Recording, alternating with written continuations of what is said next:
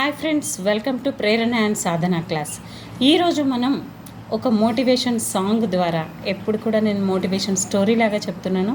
ఈరోజు చిన్న సాంగ్ పాడబోతున్నాను, ఎందుకంటే నాకు టీజీటీలో రావడానికి ఆ సాంగ్ నాకు ఎంతగానో ఉపయోగపడింది ఫ్రెండ్స్. నాకు చదవకూడదు, ఇంకా నాకేమొస్తుందిలే, ఇప్పటికి 3-4 సార్లు డిఎస్సి రాశాను, ఇంకా నాకు రాదులే అనుకున్న టైంలో టీజీటీ రాసే ముందు ఎప్పుడైతే నేను నిరాశకు లోనవుతానో ఆ టైంలో నింగి నేల నాదే అనే సినిమా నుంచి ఆరాటం ముందు ఆటంకం ఎంత, సంకల్పం ముందు వైకల్యం ఎంత, దృఢచిత్తం ముందు దురదృష్టం ఎంత, విధిరాత ముందు ఎదురీత ఎంత, నమ్మకము పట్టుదల నా 2 రెక్కలుగా ఎగిరేస్తా ఏలేస్తా ఆశల జగనంతా.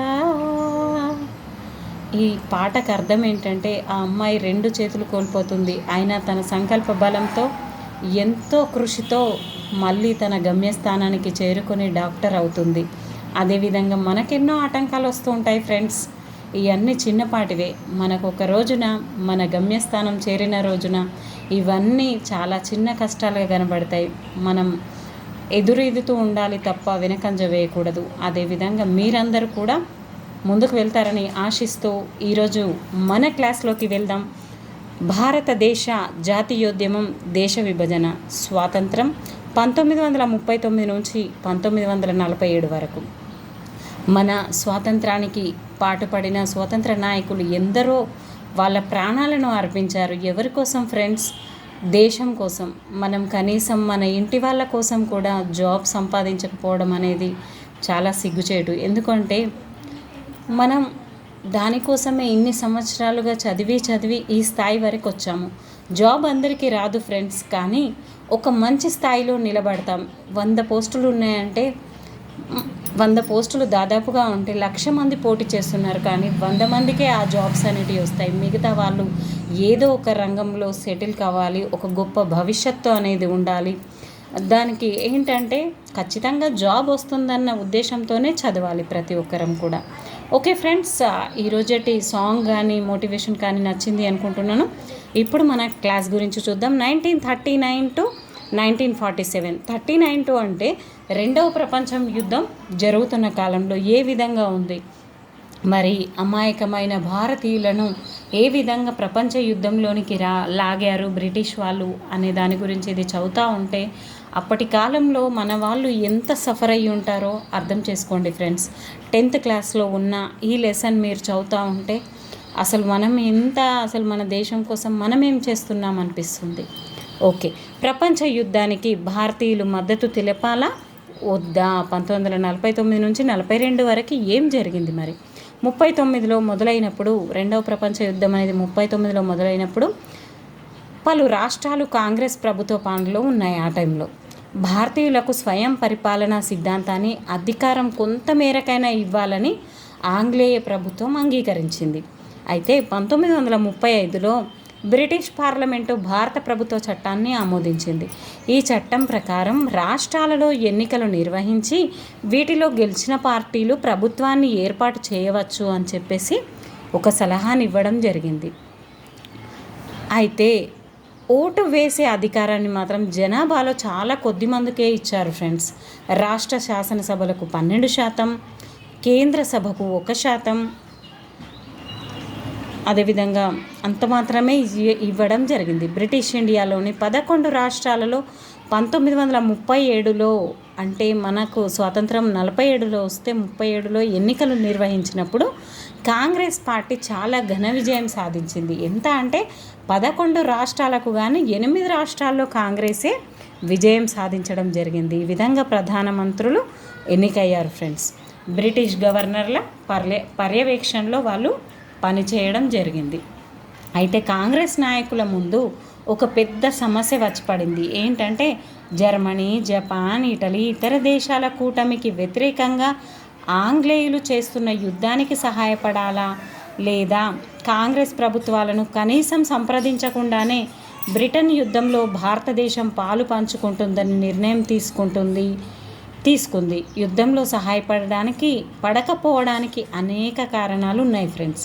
ఈ సమస్యలతో కాంగ్రెస్ సతమతమైపోతూ ఉంది. ఆ టైంలో అనేక మంది కాంగ్రెస్ నాయకులు హిట్లర్ని, ముసోలిని, ఫాసిజాన్ని వ్యతిరేకించారు. ఇతర స్వతంత్ర దేశాలను జయించడానికి ప్రయత్నిస్తున్న ఫాసిస్టు శక్తులను ఎదుర్కోవాలన్న కృతనిశ్చయంతో వాళ్ళు ఉన్నారు. భారతదేశానికి సంపూర్ణ స్వాతంత్రం ఇవ్వకుండా ఫాసిస్టులపై తమ పోరాటంతో భారతదేశం మద్దతు ఇవ్వాలని కోరుకోవడంతో అవలంబిస్తున్న ద్వంద్వ ప్రమాణాలను బ్రిటిష్ ప్రభుత్వం గుర్తిస్తుందని కాంగ్రెస్ ఆశించింది. అయితే బ్రిటిష్ వారు దీన్ని గుర్తించారు. కానీ తాము నిర్మించిన సామ్రాజ్యాన్ని వదులుకోవటం వాళ్ళకు చాలా కష్టంగా ఉండేది. ఎందుకంటే మన పైన అజమాయిషి చేయడం అనేది పోతుంది. బ్రిటన్లో వివిధ రాజకీయ పార్టీలు ఉన్నాయి. యుద్ధ సమయంలో కన్జర్వేషన్ పార్టీకి చెందిన విన్స్టన్ చర్చిల్, చాలా గుర్తుపెట్టుకోవాలి ఫ్రెండ్స్, ఇది విన్స్టన్ చర్చిల్ ప్రధానమంత్రిగా సంకీర్ణ ప్రభుత్వం అనేది ఉండేది. ఎక్కడ ఇది? బ్రిటన్లో కన్జర్వేషన్ పార్టీ అనేది ఉండేది అక్కడ. అయితే సాధ్యమైనంత కాలం తమ సామ్రాజ్యాన్ని నిలుపుకోవాలని కన్జర్వేటివ్లు ప్రయత్నించారు. కన్జర్వేటివ్లతో పోలిస్తే భారతీయులు స్వాతంత్రం పొందడానికి లేబర్ పార్టీ ఎక్కువగా సుముఖంగా ఉంది. బ్రిటిష్ సామ్రాజ్యం కింద భారతదేశానికి డొమినియన్ ప్రతిపత్తి ఇవ్వడానికి బ్రిటిష్ వాళ్ళు సంసిద్ధంగా ఉన్నారు. కానీ కాంగ్రెస్ సంపూర్ణ స్వరాజ్యాన్ని కోరిందన్నట్టు. అంటే మొత్తం స్వాతంత్రం ఇవ్వండి, ఇంకా మీ దయాదాక్షిణ్యాలతో మాకు అవసరం లేదు అన్నట్టుగా ఉన్నారు. అంతేకాకుండా కేంద్రంలో కూడా జాతీయ ప్రభుత్వాన్ని వెంటనే ఏర్పాటు చేయాలని మన కాంగ్రెస్ వాళ్ళు కోరడం జరిగింది. భారతదేశంలో అనేక ఇతర సమూహాల ప్రయోజనాలను కాపాడాలి కాబట్టి బ్రిటన్ దీనికి అభ్యంతరం పెట్టింది. కాంగ్రెస్ భారతీయులందరినీ ప్రాతినిధ్యం వహించటం లేదని. ఉదాహరణకు ముస్లింలకు బ్రిటన్ భావం అనేక మంది భారతీయుల ప్రయోజనాలను కాంగ్రెస్ పట్టించుకోవడం లేదని, వాటిని కాపాడాల్సిన బాధ్యత తమదేనని అన్నట్టుగా వాళ్ళు నిరూపించుకున్నారు. అంటే మనలో ఉన్న ముస్లింలను, మన భారతదేశంలో ముస్లింలను బ్రిటన్ వాళ్ళు తమ వైపుకు లాక్కోవడం జరిగింది. ఇక్కడ ఒక అనౌన్స్మెంట్, ఒక అడాల్ఫ్ హిట్లర్కి ఒక ఉత్తరం రాయడం జరిగింది మన మహాత్మా గాంధీ గారు. ఒకసారి దీన్ని చూడండి. ఏంటంటే, అమాయకమైన ప్రజలకు మానవాళి కోసం మీరు చేస్తున్న ఈ యుద్ధం బాగాలేదు. ఎందుకంటే ఎంతోమంది అమాయకమైన ప్రజలు చనిపోవడం జరుగుతుంది. కొంచెం ఈ యుద్ధాన్ని ఆపండి అన్నట్టుగా మన గాంధీ గారు అడాల్ఫ్ హిట్లర్ గారికి రాయడం జరిగింది. ఓకే ఫ్రెండ్స్, మరి బ్రిటన్ మొండి పట్టుతో విసిగిపోయిన కాంగ్రెస్ రాష్ట్ర ప్రభుత్వాల నుంచి వైదొలగాలని నిర్ణయించింది. 1937లో అధికారంలోనికి వచ్చిన కాంగ్రెస్ ప్రభుత్వాలు 1939 అక్టోబర్లో రాజీనామా చేశాయి ఫ్రెండ్స్. ఇంకా యుద్ధంలో గెలవటంపై దృష్టి కేంద్రీకరించడానికి వీలుగా శాంతి భద్రతలను కాపాడడానికి ప్రభుత్వం యుద్ధ సమయంలో ప్రత్యేక అధికారులను పొందింది. ప్రభుత్వాన్ని వ్యతిరేకించిన ఎవరినైనా వెంటనే జైలుకు పంపించి కోర్టుకి వెళ్లకుండా కావలసినంత కాలం బందీగా ఉంచవచ్చు. వాక్ స్వాతంత్రాన్ని కూడా పరిమితం చేశారు. యుద్ధం ముగిసిన తర్వాత పాలకులు స్వాతంత్రం ప్రకటించేలా ఒత్తిడి తీసుకురావడానికి 1940-41 సంవత్సరంలో కాంగ్రెస్ అనేక వ్యక్తిగత సత్యాగ్రహాలను నిర్వహించింది. పెద్ద ప్రజాస్వామ్యం ఏది ఈ కాలంలో చేపట్టలేకపోయింది ఫ్రెండ్స్. ఎందుకంటే బ్రిటిష్ సామ్రాజ్యం చాలా గొప్పగా పరిపాలన చేస్తుంది. చాలా హింసాయుతంగా చేస్తుంది. దేశ ప్రజలకు ఎవరు ప్రాతినిధ్యం వహిస్తారు? మరి మనకు స్వాతంత్రం ఇస్తే ఎవరు అవుతారు? మరి నిరాశతో తమ పాలనపై తిరగబడ్డ భారతీయులతో ఎలా వ్యవహరించాలో బ్రిటన్కు తెలియలేదు. ప్రజలపై కాంగ్రెస్కు ఉన్న పట్టు బలహీనపడేలా చేసి దానిని దండించడానికి గల మార్గాల కోసం చూశారు. అందుకని చెప్పేసి ఏం చేసిరు? అదే అదునుగా తీసుకొని విభజించు పాలించు అన్న సిద్ధాంతాన్ని వాళ్ళు పూర్తి స్థాయిలో అమలు చేయడం అనేది చేశారు. ఈ దశలో బ్రిటిష్ ప్రభుత్వం ముస్లిం లీగు ప్రణాళికకు మద్దతు ఇచ్చి ప్రోత్సహించి కాంగ్రెస్కి ఇచ్చే ప్రాముఖ్యతను తగ్గించసాగింది. ఈ విధంగా ముస్లిం లీగ్కు ఎంఏ జిన్నా వంటి నాయకులు ప్రజా రాజకీయాల్లో క్రియాశీల పాత్ర వహించారు. అంటే ముస్లిం లీగ్ సైడు. ముస్లిం లీగ్ అనేది చాలాసార్లు ఈ క్వశ్చన్ అడిగారు ఫ్రెండ్స్. 1906లో ఏర్పడింది. ఉత్తరప్రదేశ్లోని ముస్లిం భూస్వాముల ప్రయోజనాలకు ప్రాతినిధ్యం వహిస్తున్న ఈ పార్టీకి 1930ల వరకు పెద్దగా ప్రజల మద్దతు అనేది రాలేదు. అయితే ఇక్కడ ముస్లింలు మాత్రమే ఓటు చేసే ప్రత్యేక స్థానాలు ఏర్పాటు చేయాలని బ్రిటన్ను అది కోరసాగింది. అంటే ముస్లింల వైపు వీళ్ళు కొంచెం చూపించడం జరిగింది కాబట్టి వాళ్ళు కూడా అదే అదునుగా తీసుకొని మా సమస్యల్ని పరిష్కరించండి అని చెప్పేసి బ్రిటిష్ ప్రభుత్వాన్ని కోరారు. ఈ వాదనకు కాంగ్రెస్ కూడా అంగీకరించడంతో 1909 నుంచి ముస్లింలకు ప్రత్యేక నియోజకవర్గాలను ఏర్పాటు చేశారు. 1937లో రాష్ట్ర ప్రభుత్వాలకు ఎన్నికలు జరిగినప్పటికీ దేశంలోని 482 ముస్లిం నియోజకవర్గాల్లో ముస్లిం లీగు 102 స్థానాలను గెలుచుకుంది. అయితే తమది జాతీయ పార్టీ కాబట్టి హిందువులకే ప్రాతినిధ్యం వహించడం లేదంటూ ముస్లిం నియోజకవర్గాలలో కాంగ్రెస్ కూడా పోటీ చేసింది. కాంగ్రెస్ మొత్తం 58 ముస్లిం నియోజకవర్గాల్లో పోటీ చేయగా 28 స్థానాల్లో గెలిచింది ఫ్రెండ్స్. అప్పుడు 58లో పోటీ చేస్తే 28 స్థానాల్లో గెలవడం జరిగింది. 1937 ఎన్నికలలో మొత్తం ముస్లిం ఓట్లలో 4.4% మాత్రమే ముస్లిం లీగ్కు వచ్చాయి. యునైటెడ్ ప్రావిన్సెస్, బాంబే, మద్రాస్లో ముస్లిం లీగ్కు కొంత ఆదరణ లభించింది. 10 సంవత్సరాల తర్వాత పాకిస్తాన్గా ఏర్పడిన 3 రాష్ట్రాల్లో అంటే Bengal, north west frontier province NWFP, పంజాబ్లలో అది చాలా బలహీనంగా ఉంది. సింధులో కూడా అది ప్రభుత్వాన్ని ఏర్పాటు చేయలేకపోయింది. ఆ తర్వాత 10 సంవత్సరాల్లో పరిస్థితి మారిపోయింది. 1946లో తిరిగి రాష్ట్ర కేంద్ర సభలకు ఎన్నికలు జరిగినప్పుడు ముస్లిం నియోజకవర్గాల్లో ముస్లిం లీగు విజయభేరి మోగించింది. మొట్టమొదట సరిగా రాకపోయినప్పటికీ తర్వాత తన ప్రయత్నం ద్వారా మళ్ళీ ముస్లిం లీగ్ అనేది ముందుకు రావడం జరిగింది ఫ్రెండ్స్. 1937 నుంచి 47 వరకు కూడా ముస్లిం లీగ్ సంకీర్ణ ప్రభుత్వం ఏర్పాటు చేసుకొని కాంగ్రెస్ని తిరస్కరించడం అనేది జరిగింది. ఈ విధంగా నెక్స్ట్ ఇక్కడ ఏమొచ్చిందంటే హిందూ మహాసభ RSS. ఈ సమయంలో హిందూ మహాసభ రాష్ట్రీయ స్వయం సేవక్ సంఘం RSS ప్రజలను సమీకరించడానికి చురుకుగా పనిచేశాయి. కులం వర్గాలను అధిగమించి హిందువులందరినీ ఏకం చేసి సామాజిక జీవితంలో సంస్కరణలను తీసుకురావాలని ఈ సంఘాలు చాలా ఆశించాయి. భారతదేశం అధిక సంఖ్యలో ఉన్న హిందువుల భూమి అన్న అభిప్రాయాన్ని కూడా వాళ్ళు అంగీకరించారు. ఈ సంఘాల కార్యకలాపాలతో అనేక మంది కాంగ్రెస్ వాదులు కూడా ప్రభావితులయ్యారు. ఎందుకంటే హిందువులు ఎక్కువ మంది ఉన్నారు, ముస్లింలు చాలా తక్కువ మంది ఉన్నారు. మరి తమ సభ్యులతో లౌకిక అవగాహనను పెంచడానికి కాంగ్రెస్ ఎంతో ప్రయత్నించింది. ముస్లిం ప్రజల్లో భద్రతాభావాన్ని పెంచి ముస్లిం లీగు, హిందూ మహాసభ, RSS వంటి సంస్థల కార్యక్రమాలు, సందేశాల ద్వారా వాళ్లతో కలుగుతున్న తప్పుడు అభిప్రాయాలను తొలగించడానికి కూడా కాంగ్రెస్ ప్రయత్నించింది. హిందువులు, ముస్లింలు 2 దేశాల ప్రజలు కాదని, భారతదేశంలో సమగ్ర భాగమని కాంగ్రెస్ వాదించేది. అయితే హిందువుల ఆధిపత్యం గురించి ముస్లిం లీగుకి ఉన్న భయాలను బ్రిటన్ ఆసక్తిగా వింటూ ముస్లింలకు భద్రత కల్పించటానికి సూచనలు చేయసాగింది. అంటే దాన్ని రెచ్చగొట్టడం అనేది జరిగింది బ్రిటన్ వాళ్ళు. పాకిస్తాన్ తీర్మానం.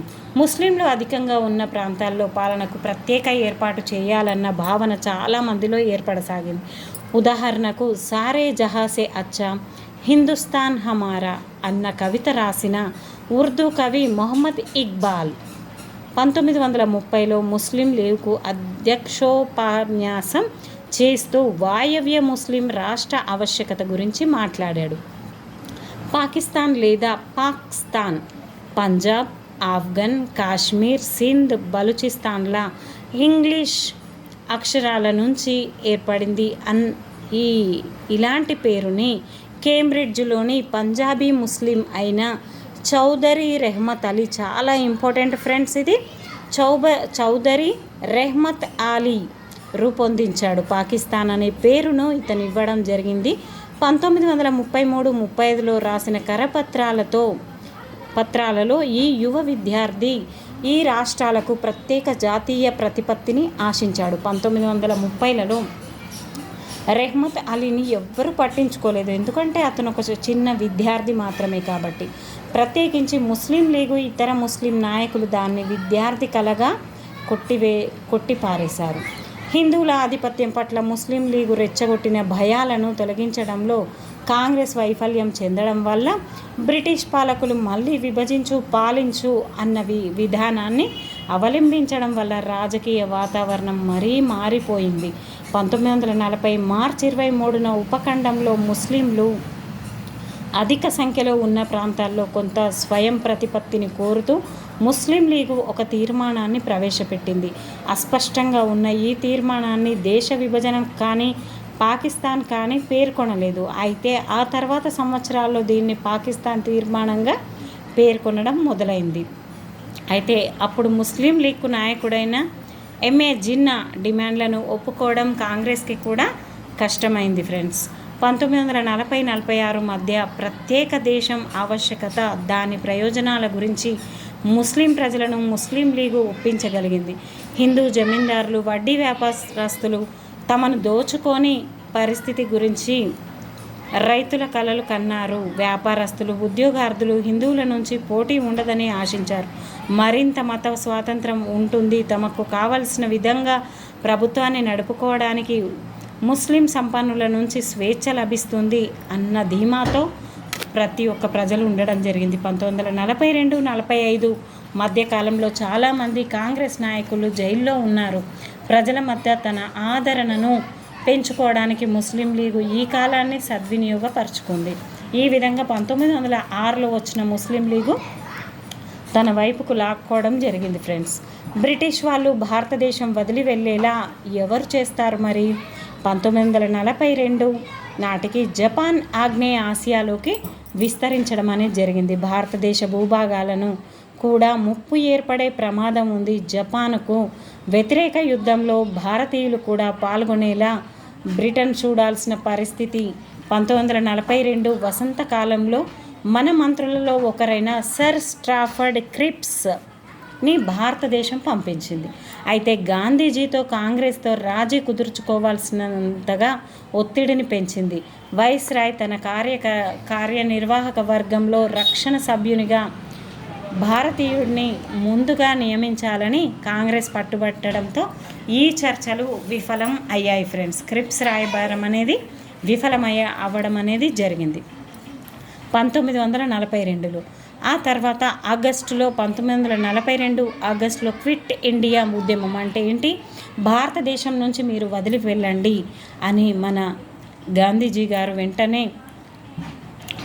వెంటనే ఆ టైంలో ఖైదు చేసిన యువ కార్యకర్తలు దేశవ్యాప్తంగా సమ్మెలు నిర్వహించారు. గాంధీజీని వెంటనే అరెస్టు చేయడం జరిగింది. డూ ఆర్ డై అన్న నినాదంతో అతను ముందుకు రావడం జరిగింది. జయప్రకాష్ నారాయణన్ రహస్య ఉద్యమంలో కాంగ్రెస్లోని జయప్రకాష్ నారాయణన్ వంటి సోషలిస్టు సభ్యులు చురుగ్గా పాల్గొన్నారు. పశ్చిమంలో సతారా, తూర్పులో మేదినీపూర్ వంటి పలు జిల్లాల్లో స్వతంత్ర ప్రభుత్వాలను ప్రకటించారు. బ్రిటిష్ పాలకులు మరింత బలప్రయోగంతో శక్తివంతంగా ఉద్యమాన్ని అణచివేశారు. ఈ ఉద్యమాన్ని నిలువరించడానికి సంవత్సరానికి పైగా పట్టింది ఫ్రెండ్స్. అంటే మన వాళ్ళు ఎంతోమంది తమ ప్రాణాలను ఇక్కడ అర్పించడం జరిగింది ఫ్రెండ్స్.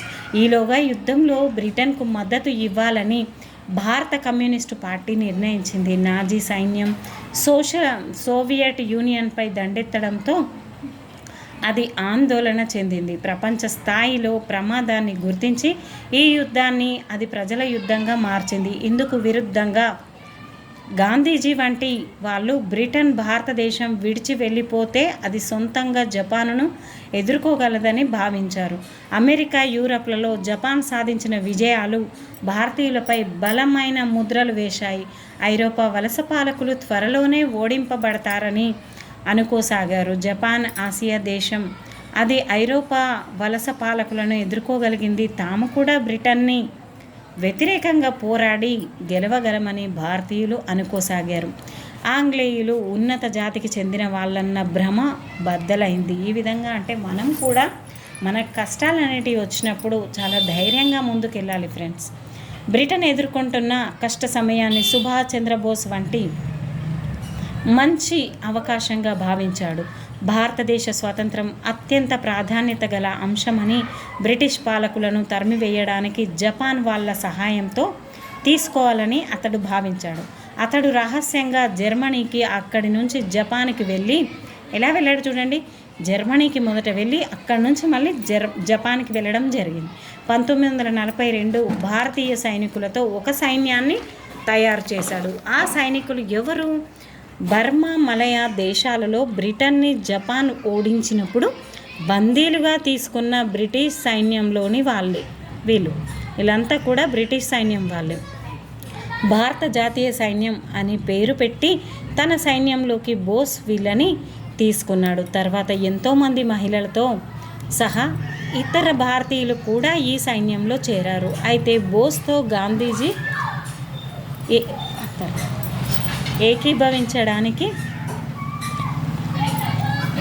ఏకీభవించలేదు. జపనీయులు భారతదేశానికి విముక్తిదాతలు కాలేదని అతడు భావించాడు. కానీ సుభాష్ తాను ఎంచుకున్న మార్గంలో ముందుకు సాగాడు.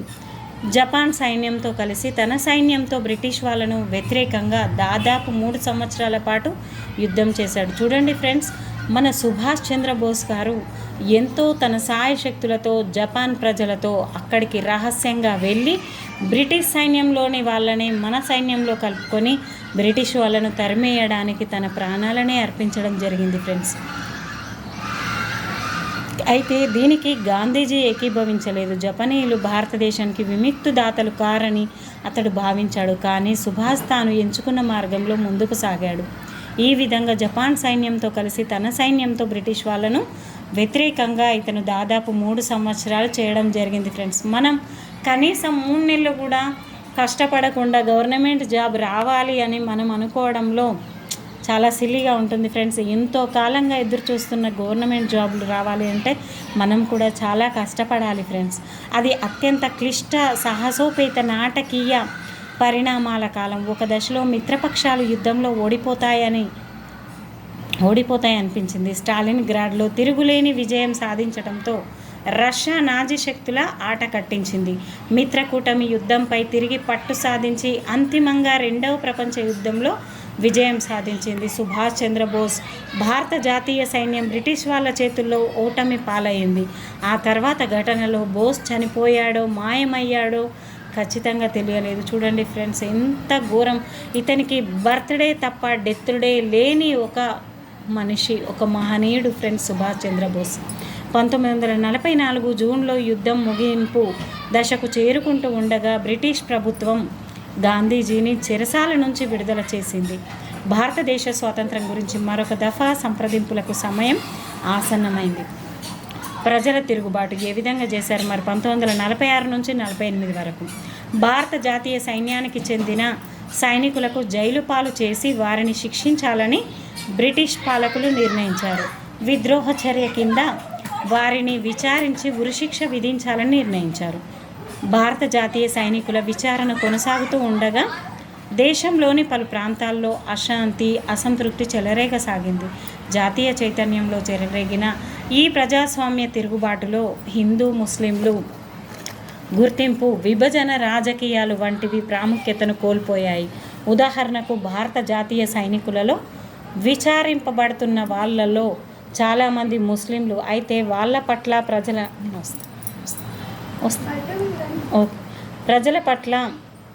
ప్రజల సానుభూతి వెల్లివిరిసిన వాళ్ళ మతం గురించి ఎవ్వరూ ఆలోచించలేదు. యుద్ధం ముగిసిన తర్వాత మీరు ఉన్నట్లు ఊహించుకుంటే దేశ పరిస్థితిని తేలికగా అర్థం చేసుకోగలుగుతారు. ఆహార ధాన్యాల కొరత,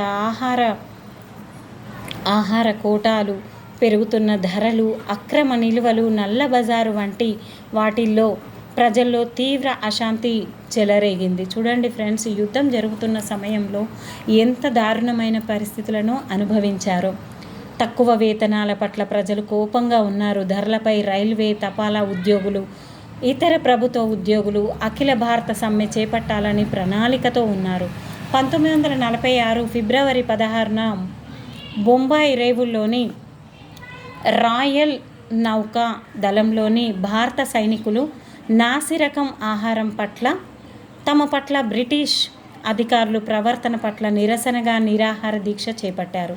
అనతి కాలంలోనే ఈ సమ్మె బొంబాయిలోని ఇతర నావిక వర్గాలను భారతదేశంలో అన్ని నౌకాదళ కేంద్రాలకు విస్తరించింది. అంటే ఇక్కడ నాసిరకం భోజనం పెట్టి వాళ్ళని ఏ విధంగా హింసించారు, దాన్ని అందరూ కూడా అదే విధంగా పాల్గొనడం అనేది జరిగి చాలా హింసాత్మకంగా మారడం జరిగింది. తిరుగుబాటుదారులు నౌకల్లో వర్గాలను 3 రంగుల జెండా, నెలవంక జెండా, కత్తి, సుత్తి జెండాలను కలిపి ఎగురవేశారు. ఎంఎస్ ఖాన్ నాయకుడిగా నౌకాదళ కేంద్రీయ సమ్మె సంఘం ఏర్పడింది. మెరుగైన ఆహారం ఇవ్వాలని, తెల్ల సైనికులకు భారతీయ సైనికులకు సమాన వేతనాలు ఇవ్వాలని, భారతీయ జాతీయ సైనికులను ఇతర రాజకీయ ఖైదీలను విడుదల చేయాలని, ఇండోనేషియా నుంచి భారతీయ సైనికులను ఉపసంహరించాలని ఈ సంఘం కోరింది. ఈ సమ్మెలో 78 ఓడలు, 20 తీర ప్రాంత కార్యాలయాలు, 20,000 మంది సైనికులు పాల్గొన్నారు. ఈ సమ్మెకు మద్దతుగా వందలాది హిందూ ముస్లిం యువకులు బొంబాయి వీధుల్లోనికి వచ్చి సైనికులతోటి పోలీసులతోటి ఘర్షణలకు దిగారు. ఫిబ్రవరి 22న ముంబైలోని 3 లక్షల మిల్లు కార్మికులు తమ పనిముట్లు వదిలిపెట్టి 2 రోజుల పాటు పోలీసులు సైనికులతో తీవ్ర ఘర్షణలకు పాల్పడ్డారు. చూడండి ఫ్రెండ్స్, ఎంత బాగా చేస్తూ ఉన్నారు. మనకు స్వాతంత్రం వచ్చే ముందు చాలా తీవ్ర స్థాయికి వెళ్ళడం జరిగింది. 1946లో దేశంలో పలు ప్రాంతాల్లో మిల్లులు, కర్మాగారాల్లో పని ఆపేశారు, సమ్మెలు చేశారు. భారతీయ కమ్యూనిస్టు పార్టీ, సోషలిస్టు పార్టీలు ఈ ఉద్యమంలో చాలా చురుగ్గా పాల్గొన్నాయి. గ్రామీణ ప్రాంతాలు సైతం అసంతృప్తితో రగులుకున్నాయి. చూడండి, ప్రతి ఒక్క ప్లేస్లో బెంగాల్లో పెద్ద భూస్వాముల నుంచి భూమిని సాగుకు తీసుకున్న చిన్న పేద రైతులు ఆందోళన చేయసాగారు. ఈ సమయంలో కౌలు కింద తమకు సగం లేదా అంతకంటే తక్కువ ఇస్తుండగా తమ వాటాను 3/2 వంతులకు పెంచాలని వాళ్ళు కోరారు. దీన్ని తెభాగా ఉద్యమం అంటారు. అంటే 2 వంతులకు పెంచాలని, 3/2 వంతులకు పెంచాలని కౌలుకు తీసుకున్న వాళ్ళు కూడా కోరారు. దీన్ని ఆ రాష్ట్ర కిసాన్ సభ నేతృత్వం వహించింది. ఈ విధంగా ఎక్కడంటే అక్కడ అన్ని రకాల వాళ్ళు కూడా యుద్ధానికి దిగడం అనేది జరిగింది. పోరాటం అనేది చాలా ఘోరంగా తీవ్ర స్థాయిలో జరుగుతుంది. వెట్టి చాకిరి నిర్మూలించాలని, దున్నేవాడిదే భూమి అని ఇవ్వాలని కూడా కోరారు. ఈ విధంగా ట్రావెన్కోర్లోని పున్నప్ర వాయిలర్ ప్రాంతంలో కూడా ఇది జరిగింది. 3,000 గ్రామాలు పాల్గొన్నాయి దీంట్లో. ముస్లిం లీగు, కాంగ్రెస్ అధికారం బదిలీకి సంప్రదింపులు. 1945లో అగ్రనాయకుల మధ్య రాజకీయ సంప్రదింపులు అనేటివి జరగడం జరిగింది. ఈ విధంగా మహమ్మద్ జిన్నా పట్టుబట్టడంతో అధికార బదిలీకి సంబంధించిన చర్చలు విఫలమయ్యాయి. అయితే పలువురు ముస్లింలు సభ్యులుగా కూడా ఉన్నారు ఇక్కడ పార్టీలో. ఇక్కడ పంజాబ్లోని యూనియనిస్టు పార్టీలో పలువురు ముస్లిం సభ్యులు కూడా ఉన్నారు. ఈ 2 పార్టీలు ముస్లిం లీగు కోరికలను సమర్థించలేదు. ఆ సమయంలో కాంగ్రెస్ పార్టీకి అధ్యక్షుడిగా మౌలానా ఆజాద్ ఉండడంతో దాని ప్రతినిధి బృందానికి ఇతడు నేతృత్వం వహించాడు. ఈ విధంగా 1946లో రాష్ట్ర ప్రభుత్వాలకు ఎన్నికలు జరిగాయి. కేంద్రంలో రిజర్వ్ చేసిన 30 స్థానాలకు రాష్ట్రంలోని 569 సంస్థానాలలో 442 స్థానాలను ముస్లిం లీగు గెలుచుకుంది. అంటే 1946 చివరి నాటికి ముస్లిం ఓటర్లలో ప్రధాన పార్టీగా ముస్లిం లీగు ఆవిర్భవించింది. చూడండి, మొదట దానికి ఏమీ కూడా రాలేవు, తర్వాత 80% చేరడం జరిగింది. ఈ విధంగా మనం కూడా కష్టపడితే ఖచ్చితంగా ఏదో ఒక రోజున మనం కూడా విజయాన్ని చేకూరవచ్చు. 1946లో సాధారణ నియోజకవర్గాల్లో కాంగ్రెస్ పార్టీ ముస్లిమేతర ఓటర్లలో 91%తో అఖండ విజయం సాధించింది. ఈ విధంగా ముస్లిం లీగ్ ఒకవైపు, జాతీయ కాంగ్రెస్ ఒకవైపు నడుస్తూ ఉంది. దేశ విభజన, ప్రత్యామ్నాయ వర్గాలు. ఇక్కడ ముస్లిం లీగు కోరికను పరిశీలించి స్వతంత్ర భారతదేశానికి అనువైన రాజకీయ చట్టాన్ని సిఫారసు చేయడానికి బ్రిటిష్ మంత్రివర్గం 1946 మార్చిలో 3 సభ్యుల బృందాన్ని ఢిల్లీకి పంపించింది. ఈ కేబినెట్ మిషన్ 3 నెలల పాటు దేశమంతా తిరిగి భారతదేశాన్ని విభజించకుండా 3 అంచెల సమాఖ్యను ప్రతిపాదించింది. ఇక్కడ మొత్తం కూడా 3 బృందము, 3 నెలలు, 3 అంచెల సమాఖ్య, ఈ విధంగా రావడం జరిగింది. మొదట్లో అన్ని ప్రధాన పార్టీలు ఈ ప్రణాళికను అంగీకరించాయి. అయితే తర్వాత వివిధ పార్టీలు పరస్పర విరుద్ధమైన పద్ధతిలో అర్థం చేసుకోవడం వల్ల ఈ ఒప్పందం అనేది క్షీణించడం జరిగింది. దాంతో అంతిమంగా కేబినెట్ మిషన్ ప్రతిపాదనలు అటు కాంగ్రెస్ ఇటు ముస్లిం లీగ్ ఆమోదించలేదు. తమ కోరికలు చర్చల ద్వారా నెరవేరాయని నిర్ణయించిన ముస్లిం లీగు ప్రజలను విధులలోకి రమ్మని పిలుపునిచ్చింది. తమ కోరిక అయిన పాకిస్తాన్ని సాధించుకోవడానికి ప్రత్యక్ష కార్యాచరణకు దిగడానికి నిర్ణయించుకొని 1946 ఆగస్టు 16ను ప్రత్యక్ష కార్యాచరణ దినం. చాలా ఇంపార్టెంట్ ఫ్రెండ్స్, చాలాసార్లు ఈ క్వశ్చన్ రావడం జరిగింది. ఆగస్టు 16ను ప్రత్యక్ష కార్యాచరణ దినంగా, అంటే మనకు స్వాతంత్రం వచ్చే ఒక్క సంవత్సరం ముందు ఒక రోజు ఎక్కువ పెట్టుకోండి, ఆగస్టు 16. ఈ రోజున కలకత్తాలో అల్లర్లు చెలరేగి చాలా రోజుల పాటు కొనసాగాయి. వీటిలో వేలాది మంది చనిపోయారు. 1947 మార్చి నాటికి హింసాత్మక ఘటనలు ఉత్తర భారతదేశానికి అంతటికీ కూడా వ్యాపించాయి. పెద్ద ఎత్తున చెలరేగిన ఈ హింసాత్మక చర్యల నేపథ్యంలో 1947 మార్చిలో పంజాబ్ని రెండుగా విభజించడం కాంగ్రెస్ అధినాయకత్వం సమ్మతించింది. ఒక భాగంలో ముస్లింలు అధిక సంఖ్యలో ఉండగా మిగతా సగ భాగంలో హిందూ సిక్కులు అధిక సంఖ్యలో ఉన్నారు. ఇదే సిద్ధాంతాన్ని బెంగాల్కు వర్తింపచేయడానికి కాంగ్రెస్ సమ్మతించింది. 1947 ఫిబ్రవరిలో వావెల్ స్థానంలో వైస్రాయ్గా మౌంట్ బాటన్ వచ్చాడు. ముందుకు వెళ్ళడానికి మౌంట్ బాటన్ ఆఖరి దఫా చర్యలను ఆహ్వానించాడు. ఇవి కూడా సఫలం కాకపోవడంతో భారతదేశానికి స్వాతంత్రాన్ని ఇస్తామని, దానితో పాటు దేశాన్ని విభజిస్తామని కూడా ప్రకటించారు. ముస్లింలు అధిక సంఖ్యలో ఉన్న పంజాబు ప్రాంతం, NWFP, సింధ్, బెలూచిస్తాన్, తూర్పు బెంగాల్ కొత్త దేశమైన పాకిస్తాన్లో భాగంగా ఉంటాయి. బ్రిటిష్ ప్రభుత్వం నుంచి పాకిస్తాన్కు అధికార బదిలీ 1947 ఆగస్టు 14న భారతదేశానికి 15న చేస్తామని ప్రకటించారు. ప్రజలను సంవత్సర కాలంగా ముంచెత్తుతున్న అల్లర్లు, రక్తపాతం, విద్వేషాలను ఇదొక్కటే ఆచరణీయ పరిష్కారంగా కనబడింది. దేశ విభజన, వలసలు. ఈ విధంగా వలస ప్రాంతమైన మన భారతదేశాన్ని వదిలిపెట్టి మన పాకిస్తాన్, ముస్లింలు ఎక్కువగా ఉండడంతో దాన్ని పాకిస్తాన్గా, మన భారతదేశానికి భారతదేశంగా వాళ్ళు వదిలిపెట్టి వెళ్ళడం జరిగింది ఫ్రెండ్స్. ఈ విధంగా అయితే హత్యలు, దోపిడీ, దహనాలు యథేచ్ఛగా కొనసాగాయి. హిందువులు, ముస్లింలు కలిపి 2 నుంచి 5 లక్షల మంది చంపబడ్డారు. వాళ్ళు కాందేశీకులుగా మారారు. పునరావాస శిబిరాలలో గడిపారు. రైళ్లలో కొత్త ఇళ్ళ అన్వేషణకు బయలుదేరారు. చూడండి ఫ్రెండ్స్, అక్కడ పాకిస్తాన్ అని విడగొట్టడంతో ఇక్కడ మన భారతదేశంలో ఉన్న వాళ్ళందరూ కూడా ఏ విధంగా వాళ్ళకు ఎలాంటి తిండి లేకుండా ఎక్కడి నుంచి ఎక్కడికో వెళ్ళాల్సి వచ్చింది. అమాయకమైన ప్రజలు ఎంతో దౌర్జన్య పాలయ్యారు. ఎంతోమంది చంపబడ్డారు, నిర్వాసితులయ్యారు. అన్నం తిండి ఏమీ లేకుండా వీళ్ళు ఎంతో ఘోరంగా అనుభవించారు ఫ్రెండ్స్. మన భారతదేశం నుంచి పాకిస్తాన్కి తమ ప్రాంతాలకు వెళ్ళాల్సిన ఆవశ్యకత వాళ్ళలో కలిగింది. స్వేచ్ఛ, స్వరాజ్యాల కోసం కాదు, జాతిపిత మొదటి స్వాతంత్ర దినోత్సవం సంబరాలు చేసుకోకుండా నిరాహార దీక్ష చేశాడు. గాంధీజీ చొరవతో అల్పసంఖ్యాక వర్గాల హక్కులపై నెహ్రూ, కాంగ్రెస్ ఒక తీర్మానాన్ని చేశాయి. ఈ పార్టీ 2 దేశాల సిద్ధాంతాన్ని ఎప్పుడూ అంగీకరించలేదు. తన ఇష్టానికి వ్యతిరేకంగా దేశ విభజనకు బలవంతంగా ఒప్పుకోవాల్సి వచ్చినదని, భారతదేశం అనేక మతాల, జాతుల దేశమని, అలాగే కొనసాగాలని విశ్వసించింది. పాకిస్తాన్ ఎలా ఉన్నప్పటికీ భారతదేశం ప్రజాస్వామిక లౌకిక రాజ్యంగా ఉండాలి అని తీర్మానించుకున్నారు ఫ్రెండ్స్. చూడండి ఫ్రెండ్స్, ఏ విధంగా అప్పుడు వచ్చిన పేపర్లలో ఇక్కడ వీళ్ళిద్దరు వెళ్తూ ఉన్నారు. ఇక్కడ రైళ్లలో ఎంత దారుణంగా వీళ్ళందరూ కూడా దుర్భరమైన టైంని అనుభవించాల్సి వచ్చింది. గాంధీజీపై ఘాతుకం. 1947 ఆగస్టు 15న బెంగాల్లో అల్లర్లతో అతలాకుతలమవుతున్న